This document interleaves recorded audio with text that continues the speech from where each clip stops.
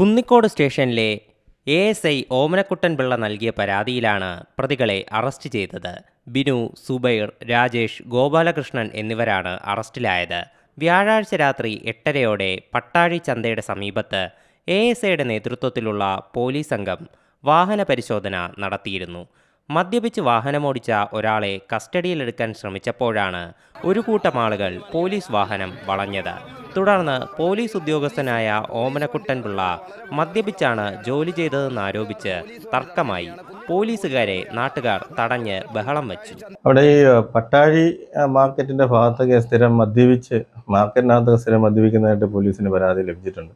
ആ ഭാഗത്ത് സാമൂഹ്യ വിരുദ്ധ ശല്യമൊക്കെ ഇത്തിരി കൂടുതലാണ് എന്ന് പരാതികൾ ധാരാളം ലഭിച്ചിട്ടുണ്ട്.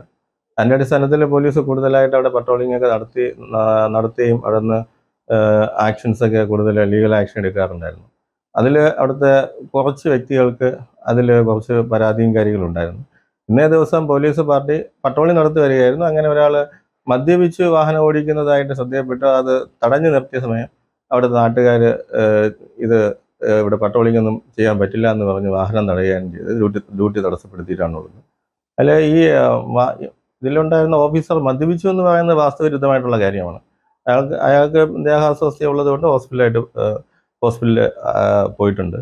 ബാക്കിയുള്ള കാര്യങ്ങൾ പരിശോധിക്കും. ഏതായാലും മദ്യപിച്ചിട്ടില്ല എന്ന് തന്നെയാണ് പോലീസിന്റെ അഭിപ്രായം. വിവരം അറിയിച്ചതിനെ തുടർന്ന് Kunnicode police SHO Saji SS സ്ഥലത്തെത്തി.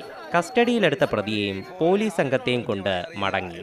തുടർന്ന് പോലീസ് നടത്തിയ അന്വേഷണത്തിലാണ് പ്രശ്നമുണ്ടാക്കിയ സംഘത്തിലെ 4 പേരെ തിരിച്ചറിഞ്ഞ് അറസ്റ്റ് ചെയ്തത്.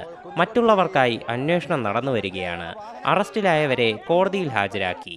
ഇതിനിടെ സാമൂഹിക മാധ്യമങ്ങൾ വഴി പോലീസ് ഉദ്യോഗസ്ഥൻ മദ്യപിച്ചാണ് ഡ്യൂട്ടിക്ക് വന്നതെന്ന് പ്രചരിച്ചിരുന്നു. എന്നാൽ ഇത് വാസ്തവവിരുദ്ധമാണെന്നും ആരോപണ വിധേയനായ ഉദ്യോഗസ്ഥന്റെ വൈദ്യപരിശോധനയിൽ മദ്യപിച്ചതായി തെളിഞ്ഞിട്ടില്ലെന്നും പോലീസ് വൃത്തങ്ങൾ അറിയിച്ചു. സീ മലയാളം ന്യൂസ്, കൊല്ലം. പുതിയ വാർത്തകളും വിശേഷങ്ങളും ഇനി വിരൽ തുമ്പിൽ. എല്ലാ ഡിജിറ്റൽ പ്ലാറ്റ്ഫോമുകളിലും ഇപ്പോൾ സീ മലയാളം ന്യൂസ് ലഭ്യം.